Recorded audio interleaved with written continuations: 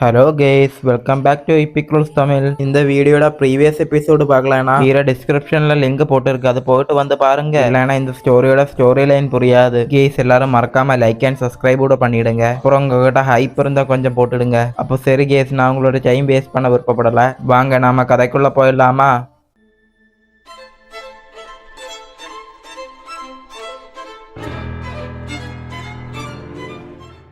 Case, இந்த வாங்ஷியான் கிளான்னு இருக்கதும் இந்த ஃபோர்கட்டன் இமோட்டல் கிளான்னு இருக்கதும் ரெண்டு ஒண்ணுதான். அதனால ஏதாச்சும் எடுத்து இந்த ரெண்டு நேமே யூஸ் பண்ணனா நீங்க நினைச்சுக்கோங்க நான் ஹீரோ இருக்க கிளானை தான் சொல்றேன்னு. சாப்டரோட ஸ்டார்டிங்ல அந்த சுப்ரீம் எல்டர் சொல்றா, கிரேட் என் போய் நீங்க கவலைப்படாதீங்க, இந்த தடவை இந்த வயசான நாய் நீங்க சொல்றதெல்லாம் கரெக்டா கேட்டு நடந்துக்கிறேன். என்ன ஒரு பதிலும் பெறல. அப்படியே எந்திரிச்சு பார்க்கும்போது அங்கிருந்து ஹீரோ கிளம்பி போயிட்டா. அங்கிருந்து பேனல் கட் பண்ணா அந்த சுப்ரீம் கிளியர் பவுண்டுக்குள்ள அங்க அந்த சீஃப் ஒன்னு நின்றுட்டு கேக்குறா, கடைசியா நீ வந்துட்ட போல. அப்ப ஹீரோ அங்கிருந்து சொல்றா, செக்டி சீஃப் உங்களோட க்ளோத்தை எல்லாம் ரிமூவ் பண்ணுங்க. ஹீரோ சொன்னது கேட்டுட்டு அவங்க அங்கிருந்து கடுப்பாய், நீ என்ன நினைச்சிட்டு இப்படி எல்லாம் பேசிட்டு இருக்க? அப்ப ஹீரோ அங்கிருந்து சொல்ற, எனக்கு உங்க மேல இன்ட்ரெஸ்ட் கிடையாது, உங்க ஈகோ எல்லாம் கொஞ்சம் தள்ளி வைக்க முடியுமா? அப்பதான் என்னால உங்களுக்கு பிரேக் த்ரூ பண்ண ஹெல்ப் பண்ண முடியும். ரூயின் ட்ரீம் டெக்னிக் வேலை செய்ய இன்யான் எனர்ஜி ஒன்னு சேர்ந்தா மட்டும்தான் முடியும். நீங்க இப்ப கூட இதை ரெஃப்யூஸ் பண்ணலாம். அப்ப அவங்க ட்ரெஸ்ஸை கழட்டிக்கிட்ட சொல்றா, ஓகே நான் இந்த தடவை உன்ன நம்புறேன். அப்படியே ஃபுல் ட்ரெஸ்ஸும் கழட்டிட்டா. அப்ப ஹீரோ பேக்ல இருந்து சொல்றா, சரி நல்ல வேலை பண்ணிருக்கீங்க, இப்போ அப்படியே நில்லுங்க. அப்படியே ஹீரோ கையில பவர் கேதர் பண்ணி அவங்களோட உடம்புல செலுத்த ஆரம்பிச்சுட்டா. அப்ப அவங்க வலி தாங்க முடியாம கத்திக்கிட்டே சொல்றா, என்னோட உடம்புல ஒரு மிகப்பெரிய ஃபோர்ஸ் என்ட்ராக மாதிரி இருக்கு. அப்புறம் இந்த ஃபீலிங் ரொம்ப வாமா இருக்கு. அப்ப ஹீரோ அங்கிருந்து கேக்குறா, இது ரொம்ப ஸ்ட்ரேஞ்ச் இல்லையா? உன்னோட உடம்புல இறங்கிட்டு இருக்க இந்த ஃபோர்ஸ் எதுக்காக உன்னை ரொம்ப கம்ஃபர்டபுளா ஃபீல் பண்ண வைக்குது? ரூயின் கிரேட் ட்ரீம் டெக்னிக் வெறும் இன்கியூஐ மட்டும் தான் ஃபோக்கஸ் பண்ணுது. ஆனா இன் எனர்ஜி மட்டும் தனியா க்ரோ ஆகாது. ஒரு தடவை 9th லேயருக்கு மட்டும் கல்டிவேட் பண்ணிக்கிட்டா அப்புறம் இன்கியூஐ ரொம்ப அதிகமாகி ரிவர்ஸ் கல்டிவேஷனுக்கு தள்ளப்பட வேண்டி இருக்கும். அப்ப அவங்க கேக்குறா, இன்கியூஐ உன்னோட கண்ட்ரோலுக்கு கொண்டு வர எவ்வளவு டைம் எடுக்கும்? அப்ப ஹீரோ அங்கிருந்து சொல்றா, இப்ப நான் இருக்க கரண்ட் இல்லத்துக்கு அது பண்றதுக்கு 6 months ஆச்சு எடுக்கும். என்னோட கல்டிவேஷன் பேஸ் ரொம்ப ஸ்ட்ராங், ஆனா அதை சீக்கிரமா முடிச்சிடலாம். எனக்கு தெரியும் ரெட் ஹெவன் பவிலியனும் டீமன் சீ லேண்டும் உனக்கு கொஞ்சம் நேரம் தான் கொடுத்துருக்குன்னு. அப்புறம் 1 monthல ஹோன்மங் டூர்னமெண்ட் நடக்க போகுது. இந்த ஹோன்மங் டூர்னமெண்ட் என்னன்னா கோனிஜென்ட்ல இருக்க எல்லா மேஜர் செட்ஸும் தாவோர் ஊருக்குள்ள என்ட்ரு ஆகிறதுக்காக ஒருத்தர் மாத்தி சண்டை போட்டுக்குவாங்க. அந்த தாவோர் ரிவர் டைலோ வரிதா போகுது. அது ரொம்ப நாளா இருக்கனால அதுல மேக்ஸிமான QI பவர் இருக்கு. சில இயர்ஸுக்கு ஒரு முறை போர்ட்டல் ஓபன் ஆகும்போது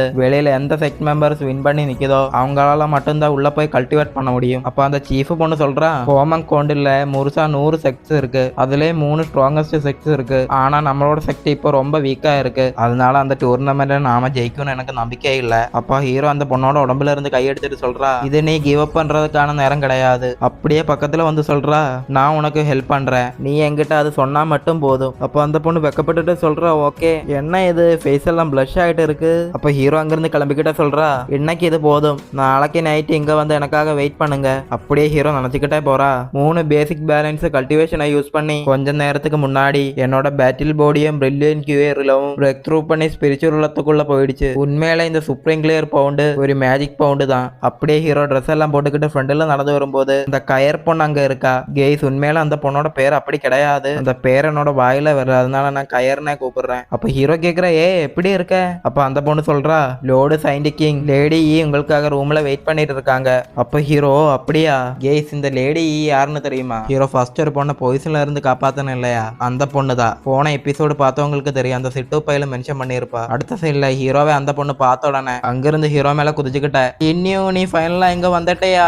அப்ப ஹீரோ ஹக் பண்ணிட்டு கேக்குறா, ஏய் நீ இங்க என்ன பண்ணிட்டு இருக்க? அப்ப அந்த பொண்ணு, அதுவா நான் உன்ன நினைச்சு ரொம்ப கவலைப்பட்டேன், அதனால செக்டி சீஃபு கிட்ட கொஞ்சம் டைம் வாங்கி நான் உன்னை பாக்குறதுக்கு இங்க கிளம்பி வந்துட்டேன். இதெல்லாம் பார்த்துட்டு அந்த பேக்ல இருக்க அந்த கயர் பொண்ணுக்கு கடுப்பு ஆகுது. அப்ப அந்த பொண்ணு கேக்குறா, அவ உன்னை சயின்டிக்கிங்க ஆக்கிட்டேன்னு நான் கேள்விப்பட்டேன். என்னோட சிஸ்டர் எந்த ஆம்பளை பசங்க மேலையும் இந்த மாதிரி ட்ரஸ்ட் வச்சது இல்ல, உண்மையில நீ அமேசிங். அப்ப ஹீரோ சொல்ற, ஒருவேளை எனக்கு ஏதாச்சும் ஸ்பெஷல் அட்வான்டேஜ் இருக்கலாம். அப்போ அந்த பொண்ணு, உண்மையில நீ ஒரு கெட்ட பையன் பிரதர் லின்னி, உன்னை பார்த்து நான் ரொம்ப கிரேட்டான விஷயம்னு நினைக்கிறேன். நான் இது வரைக்கும் எந்த பர்சன் மேலையும் இந்த மாதிரி இன்ட்ரெஸ்ட் காட்டினதே இல்ல. நான் ஆல்ரெடி உனக்கானவதான், இன்னொருத்தன் மேல கை வைக்க விட மாட்டேனா. 2 இயர்ஸுக்கு அப்புறம் என்ன அந்த டீமன் நம்பர் மேரேஜுக்காக சம்மன் பண்ணனா நான் என்னோட சாவு வரைக்கும் அதை ரெஃப்யூஸ் பண்ணிக்கிட்டே இருப்பேன். கேஸ், அந்த டீமன் நம்பரோட பேர் என்னன்னா கியே. அவர் நார்த்தன் ஸ்டார் டொமைன்ல ஒரு லோடா இருக்கிறாரு. உண்மையில ஸ்டார்ஸ்லயும் எக்கச்சக்கமான செட்ஸ்லயும் எக்கச்சக்கமான கிளான்ஸ்லயும் ஃபியான்ஸ் இருக்காங்க. அதுல ஒருத்தர் தான் இந்த பொண்ணு. மொத்தத்துல இந்த பைத்தியக்காரன் டீமன் நம்பர் 100 சயின்ஸை 2 இயர்ஸ் கழிஞ்சு மேரேஜ் பண்ண போறா. இதெல்லாம் எதுக்காக பண்ணிட்டு இருக்கீங்கன்னு கேட்டீங்கன்னா, இந்த பொண்ணுங்க எல்லாம் வெறும் கல்டிவேஷன் ரிசோர்ஸ் மட்டும்தான் யூஸ் பண்ணி பண்ணிட்டு அப்படியே குப்பை மாதிரி தூக்கி போட்டுடுவான் அந்த லூசு பையன். அப்ப ஹீரோ அந்த பொண்ணுகிட்ட சொல்றா,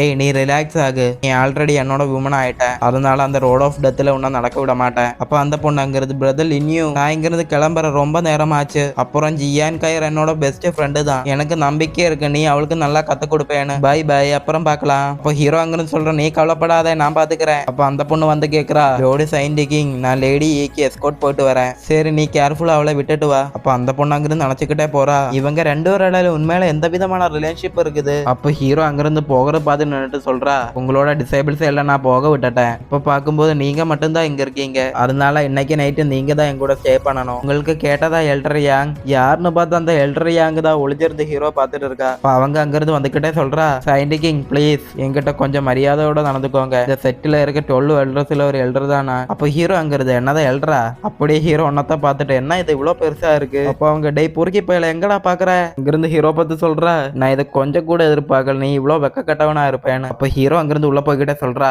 நான் உங்களோட ரெசன்சில இருக்க போறேன், ஏன்னா அப்படிதானே செக்ட் சீஃப் சொல்லியிருக்காங்க, நாம ரெண்டு பேரும் ஒன்னா இருந்தா உனக்கு ஈஸியா உன்னோட அப்பாவை பத்தி தெரிஞ்சுக்கலாமே. அப்ப அவங்க கேக்குறா, சரி என்கிட்ட இருந்து உனக்கு என்ன வேணும்? அப்ப ஹீரோ அங்க போய் பெட்ல உட்காந்துட்டு சொல்றா, சரி நீ இங்க வந்து உட்காரு, அப்புறம் நீ என் கூட ஸ்டே பண்ணு, கரெக்டான டைம் வரும்போது உங்ககிட்ட எல்லாம் நான் சொல்றேன். அப்ப அந்த எல்டர் வெக்கப்பட்டுட்டு, நீ என்ன சொல்லிட்டு இருக்க? அப்ப ஹீரோ அங்கிருந்து, உனக்கு விருப்பம் இல்லைன்னா இங்கிருந்து திரும்பி போகலாம். அப்ப அவங்க வெக்கப்பட்டுட்டு என்னமோ நினைக்கிறாங்க. அப்ப ஹீரோ கேக்குற, உனக்கு புரிஞ்சதா? அப்ப அந்த எல்டர் பொண்ணு அங்க வந்து உட்கார்ந்துட்டு கேக்குறா, சரி நான் இனி என்ன பண்ணணும்? அப்ப ஹீரோ அங்கிருந்து, கவலைப்படாத, எனக்கு உங்கூட பண்ணதுக்கு ஒண்ணும் இல்ல. அப்ப அவங்க பாக்குறாங்க, என்னடா சொல்லிட்டு இருக்க?